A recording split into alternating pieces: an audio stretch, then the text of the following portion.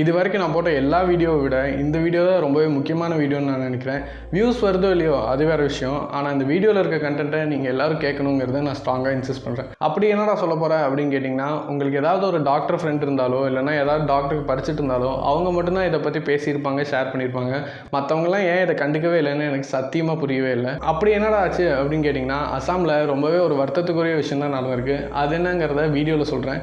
அது மட்டும் இல்லாமல் எனக்கும் ஒரு பர்சனல் வருத்தம் இருக்குது. அது என்னங்கிறதையும் வீடியோவில் சொல்கிறேன். ஸோ வாங்க வீடியோக்குள்ளே போகலாம்.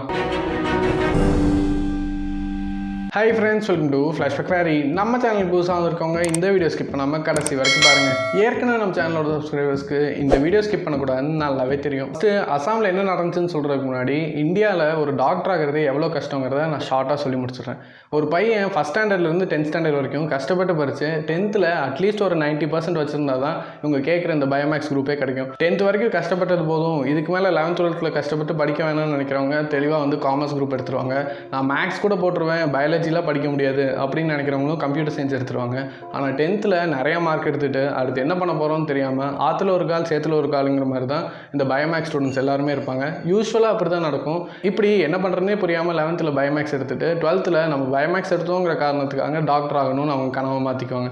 இதுக்கப்புறம் டாக்டர் ஆகணும்னு நினச்சா இந்த 11th 12th படிக்கிற மார்க் எல்லாமே வேஸ்ட்டு அப்படின்னு சொல்லிடுவாங்க. நீட்டுங்கிற ஒரு எக்ஸாம் வரும். அந்த எக்ஸாமில் வருஷம் 6 லட்சம் பேர்கிட்ட எழுதுறாங்க. அதில் பாதி பேர் தான் பாஸ் ஆவாங்க. அந்த பாதி பேர்லேயும் ஒரு 10% ஆள் தான் கடைசியில் டாக்டரே ஆக முடியும்.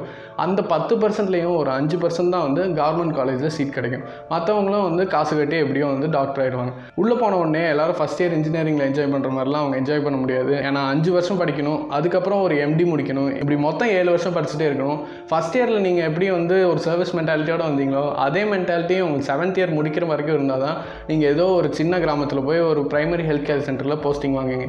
மற்ற பாஸ்ட் அவுட் டாக்டர்ஸ்லாம் வந்து எப்படியாவது ஒரு ப்ரைவேட் ஹாஸ்பிட்டல்லையோ இல்லைனா வந்து ஒரு தனி கிளினிக் போட்டோ போச்சுக்குவாங்க.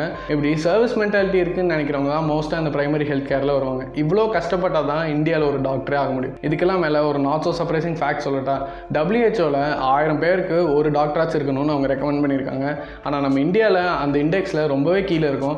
1600 பேருக்கு தான் இங்கே ஒரு டாக்டரே இருக்காங்க. அவ்வளோ ஒரு டிமாண்டாக இருக்கிற ஒரு ப்ரொஃபஷன் தான் இந்த டாக்டர் ப்ரொஃபஷன். எல்லோரும் வந்து இவங்களை கடவுளாக பார்க்குறாங்க அப்படின்லாம் சொல்லுவாங்க. எல்லாம் சுத்த போய். ஆனால் இப்படி 7 வருஷம் கஷ்டப்பட்டு படித்து அதுக்கப்புறம் சர்வீஸ் மென்டாலிட்டி இருந்து அவங்க போய் ஒரு கவர்மெண்ட் ஹாஸ்பிட்டலில் சேர்ந்தாங்கன்னா அங்கே வந்து அன்ஃபார்ச்சுனேட்லி யாரோ ஒரு பேஷண்ட் இறந்துட்டாங்கன்னா அந்த டாக்டரை அடிச்சே கொண்டுருவாங்க. இதுதான் அசாமில் நடந்திருக்கு. சேத் சேனாபதிங்கிற ஒரு 25-year-old டாக்டர், அவர் போஸ்டிங் வந்தே 2 நாள் தான் ஆச்சு. அந்த 2வது நாளில் ஒரு கோவிட் பேஷண்ட் வராங்க. ஆனால் அன்ஃபார்ச்சுனேட்லி அவர் ட்ரீட்மெண்ட் வந்து பலனளிக்காமல் இறந்து போயிடுறாரு. அதுக்கு அந்த மக்கள்லாம் என்ன சொல்கிறாங்கன்னா இவரோட நெக்லிஜென்ஸ் தான் காரணம் அப்படின்னு சொல்கிறாங்க. ஆனால் அந்த டாக்டர் என்ன சொல்கிறாருன்னா வர வழியிலே இவரோட பாதி உயிர் போயிடுச்சு அப்படின்னு சொல்கிறாரு. மெடிக்கல் நெக்லிஜென்ஸே ஒரு காரணமாக இருந்தாலும் இன்னொரு மனுஷனை இப்படி அடித்து கொள்கிற அளவுக்கு நீங்கள் போவீங்களா அப்படிங்கிறது தான் என்னோடய ஃபஸ்ட்டு கேள்வி. அது இல்லாமல் இந்த டாக்டர் அடித்த சம்பவம் எப்படி இருக்குன்னு கேட்டிங்கன்னா, ஒருத்தர் வந்து பைக்கில் போயிட்டுருக்காரு அப்படிங்கிறதுக்காக அவருக்கு அன்ஃபார்ச்சுனேட்லி ஆக்சிடென்ட் நடந்துச்சுன்னா அந்த பைக் மெக்கானிக்கையும் அவங்க ஷாப்பையும் அடித்து உடைப்பாங்களா? என்ன தான் ஒரு டாக்டர் முயற்சி பண்ணாலும் போகிற உயிர் போக தான் போகுது. யார் வேணாலும் எப்போ வேணாலும் இறந்து போகலாம். அதை வந்து ஒரு நாள் 2 நாள் தள்ளி போட தான் ஒரு டாக்டரால் அந்த மேக்ஸ் முடியும். இதை புரிஞ்சுக்காமல் ஒரு டாக்டர் போட்டு இப்படி அடிக்கிறது ரொம்பவே தப்பான ஒரு விஷயம். அதில் எந்த டவுட்டும் கிடையாது.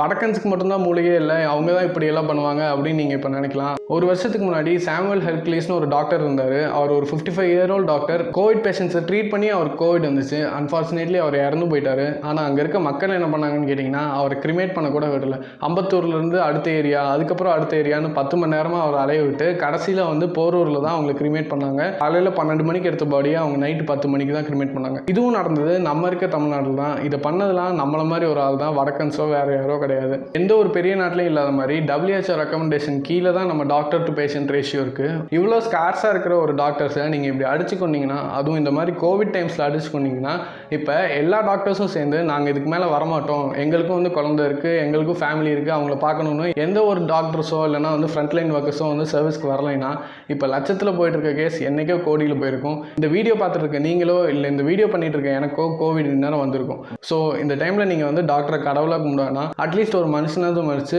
அவங்களுக்கு ஒரு ரெஸ்பெக்டாவது கொடுங்க.